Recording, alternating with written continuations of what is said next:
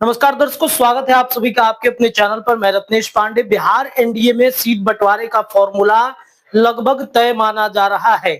Bharatiya Janata party से लेकर Janata Dal United और लोक जनशक्ति पार्टी के साथ हिंदुस्तानी अवाम मोर्चा उपेंद्र कुशवाहा की पार्टी को भी टिकट लगभग लगभग कितनी सीटों पर देना है, इसको लेकर के दिल्ली में जब नीतीश कुमार पटना से दिल्ली गए थे, तब वहां पर जाकर सब कुछ फाइनल हो चुका है। इसमें भी आपको बता दें कि जनता दल यूनाइटेड बड़े भाई की भूमिका निभाता हुआ दिख रहा है। नीतीश कुमार की पहले से ही डिमांड रही है कि बिहार विधानसभा के सीट बंटवारे पर बड़े भाई की भूमिका में हमेशा से हम रहे। तो भारतीय जनता पार्टी ने नीतीश कुमार की बात मान ली है और नीतीश कुमार को बीजेपी से भी ज्यादा सीटें मिली हैं। वही बात अगर लोक जनशक्ति पार्टी चिराग पासवान की करे तो चिराग पासवान को एक बड़ा झटका लगता हुआ दिखा है। चिराग पासवान के मन मुताबिक सीटें बिहार एनडीए गठबंधन से नहीं मिलती हुई दिख रही हैं। उनकी सीटों में कटौती कर दिया गया है और हिंदुस्तानी अवाम मोर्चा जो जीतन राम मांझी की पार्टी है उनमें ज्यादातर बढ़ गया है। इसके अलावा उपेंद्र कुशवाहा की को भी ज्यादा से ज्यादा सीटों पर चुनाव लड़ाने की बात कही जा रही है। सीट बंटवारे का फॉर्मूला बिहार एनडीए में तय माना जा रहा है और सीट बंटवारा क्या है तो आपको बताएं कि जनता दल यूनाइटेड 102 सीटों पर चुनाव लड़ेगी।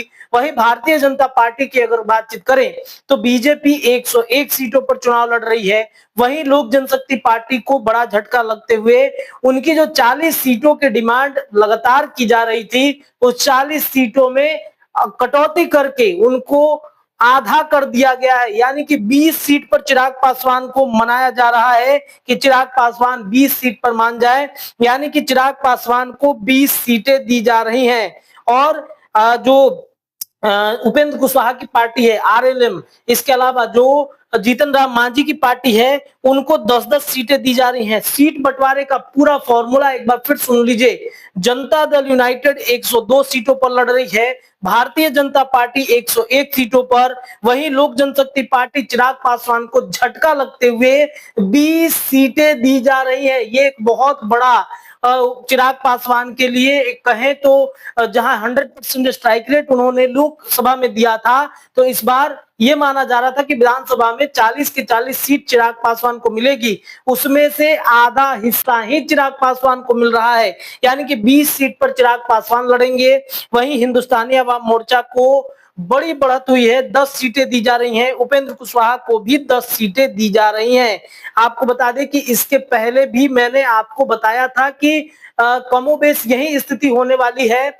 एनडीए में सीट बंटवारे के फॉर्मूले पर यही चर्चा होगी और आज देखिए जो खबरें मैंने पूर्व में बताई थी आप सभी दर्शकों को, वही खबर पर मुहर लगता हुआ लगभग लगभग देखा जा रहा है। ये जो आंकड़े बता रहे हैं, ये जो चर्चाएं चल रही हैं, ये लगभग तय है। इसी सीट पर ही चुनाव एनडीए गठबंधन के घटक दलों को लड़ना होगा।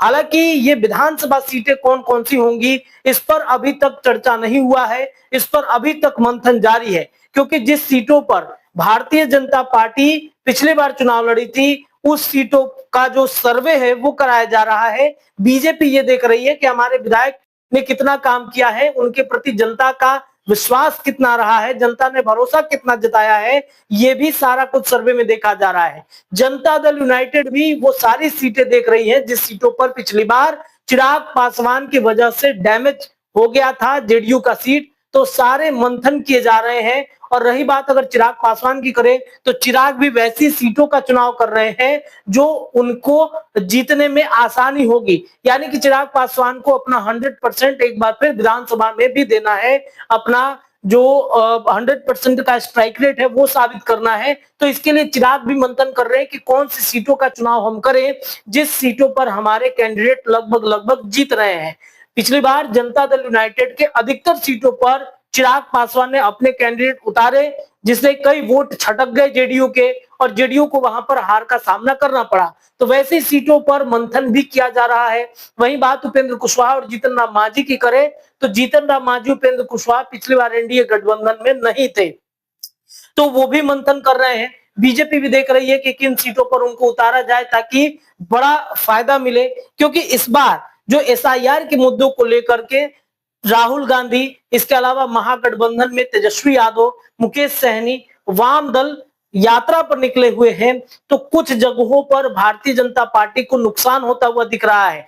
तो कहीं ना कहीं सर्वे जो आ रहे हैं, सी वोटर्स के सर्वे आ रहे हैं, उन सर्वे में तेजस्वी यादव का नाम मुख्यमंत्री के चेहरे पर सबसे टॉप पर चल रहा है। तो वो सारी चीजों का मंथन करना है एनडीए गठबंधन को, और एनडीए गठबंधन अगर इन सारी चीजों पर मंथन करता है कि बढ़त कहां पर होगा, आंकड़े के हिसाब से क्या हमारे साथ जुड़ सकते हैं, जो हमारे वोटर से कैसे जुड़ सकते हैं, तो सारे पैंतरे आजमा रही है भारतीय जनता पार्टी, और उसी हिसाब से भी टिकट बांटने का सिलसिला जारी होगा। लेकिन जो सीटों का बंटवारा हुआ है, लगभग लगभग यही सीट होगा, यही तय माना जा रहा है।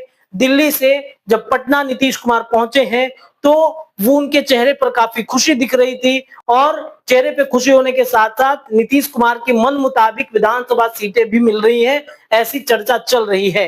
तो आगे क्या होता है, कौन कौन से विधानसभा सीट होंगे, उस पर चर्चा होगी। वीडियो कैसा लगा जरूर बताइएगा, अपनी राय कमेंट में रखिएगा। बहुत बहुत धन्यवाद।